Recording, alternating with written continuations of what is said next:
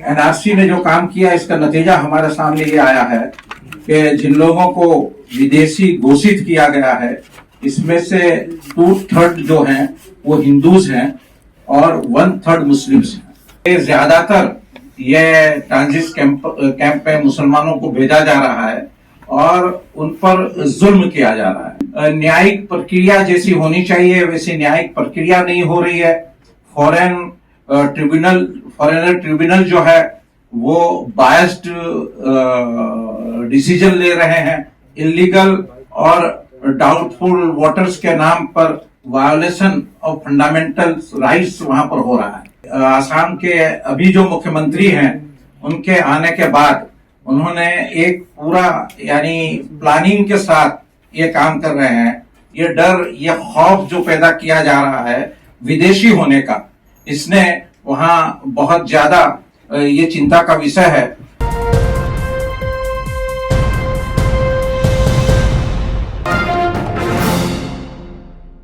हम सबको मालूम है जब कुछ दिनों पहले आसाम में 28 मुसलमानों को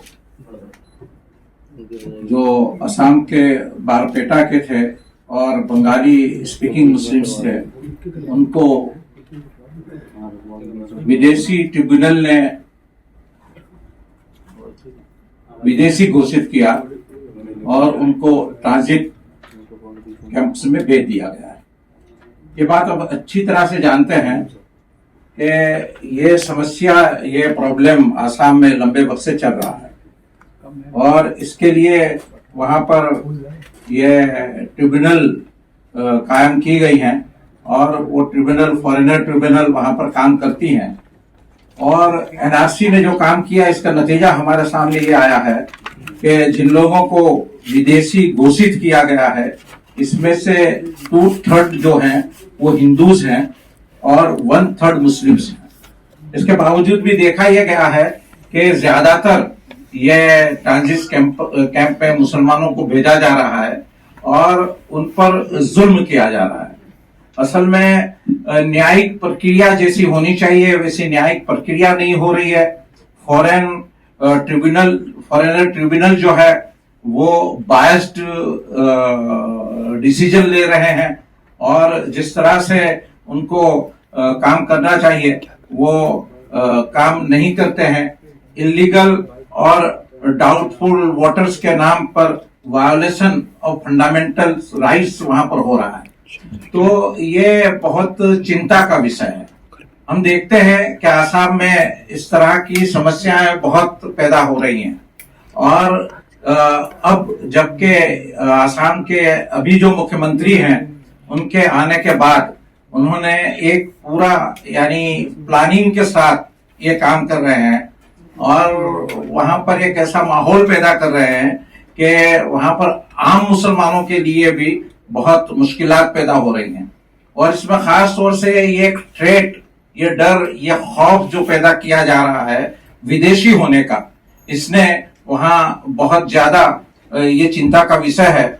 और हम देखते हैं कि विशेषकर जो मुस्लिम समुदाय वहां का है जिनको मियां बंगाली मुसलमानों के नाम से पुकारा जाता है उन पर यानी इस तरह से असंगत रूप से आरोप लगाकर और गलत तरीके से उनको ट्रांजिट कैंपस में भेजा जा रहा है और उनका इतने गरीब हैं, इलिटरेट हैं, अनपढ़ हैं, उनके रिसोर्सेज नहीं हैं, यहाँ तक कि वो कोर्ट तक भी मूव नहीं कर सकते हैं।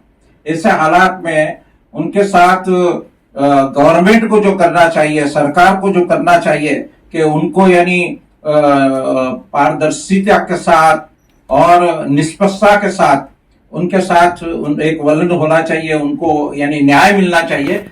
इसके विरुद्ध में ये हो रहा है कि उनके साथ अन्याय हो रहा है। तो जमात इस्लामी हिंद ये उनकी तत्काल रिहाई की मांग करती है और ये भी मांग करती है कि जिस तरह से ये ट्रिब्यूनल काम कर रही है वो ट्रिब्यूनल को यानी अनबायस काम करना चाहिए और इसको यानी न्यायपूर्ण तरीके से इसको अपना काम अंजाम देना चाहिए। और ये जो 28 लोगों को अभी जो उन्होंने अरेस्ट करके उनको जिनके नाम भी आ गए हैं और जिनके करीबी रिश्तेदार सब एनआरसी में इंडियन ही शुमार हो रहे हैं। कहीं बाप इंडियन है तो बेटा घोषित कर दिया गया कि विदेशी है, कहीं माँ विदेशी घोषित कर दी गई और बच्चा बेटी इंडियन घोषित की जा रही है। तो ये जो कुछ भी हो रहा है इसके खिलाफ जमात इस्लामी हिंद ये चाहती है कि उनको तत्काल उनकी रिहाई होनी चाहिए और ये जो पूरा प्रोसेस हो रहा है वो प्रोसेस न्यायपूर्ण होना चाहिए, वो प्रोसेस अनबायस्ड होना चाहिए। यानी ये डिटेंशन सेंटर जैसे अभी 28 लोगों का जो मामला आया है, इससे पहले भी डिटेंशन सेंटर तो बहुत पहले से लगे हुए हैं और लोग भी वहां पर डिटेंशन सेंटर में यानी उनको रखा गया है। तो इस पर काम पहले भी हुआ है, एमनेस्टी इंटरनेशनल को भी मालूम है और ये प्रॉब्लम जो है वो इंटरनेशनल प्रॉब्लम है। तो जमात भी इस पर काम कर रही है, दूसरे लोग भी काम कर रहे हैं और इसके खिलाफ मुसलसल ये कोशिशें हो रही हैं। लेकिन हम देखते हैं कि इसके बावजूद भी जो कुछ भी हो रहा है, इंजीनियर साहब ने भी कहा कि दूसरे जो कुछ भी प्रॉब्लम है इसमें जो हो रहा है वो हमारे सामने है। इसी तरह से आसाम का जो मामला है वो दिन जैसे गुजरते जा रहे हैं ऐसे और ज्यादा वहां पर प्रॉब्लम हो रहा है। जैसे ये कहा गया कि यानी आसाम का मुख्यमंत्री खुद ये कह रहे हैं कि मुसलमानों के साथ यानी व्यवहार, आर्थिक व्यवहार नहीं करना चाहिए। वो देश के जो लोकतांत्रिक देश है, बिन सांप्रदायिक देश है, वहां का कोई मुख्यमंत्री, चीफ मिनिस्टर अगर ये बात करता है तो इससे ज्यादा चिंताजनक क्या बात हो सकती है।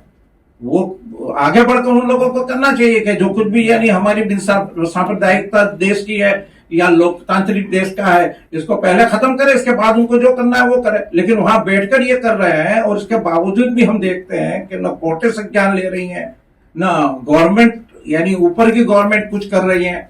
तो ये एक यानी बिल्कुल वेल प्लान सारी चीजें हो रही हैं। इसका एक हिस्सा आसाम है और आसाम में ये बहुत ज्यादा हो रहा है। तो ये डिटेंशन आसाम में जो आज 28 का हुआ है वो तो ऐसे नामों के साथ डिक्लेयर हो गया, नहीं तो वहां ये नई बात नहीं है, वो मुसलसल हो ही रहा है वहां पर और उसके खिलाफ जो कार्रवाइयां होनी चाहिए वो कार्रवाइयां भी हो रही हैं। पूरी डिटेल्स भी है, अभी एग्जैक्ट मैं यानी आपको नहीं बता सकता हूं।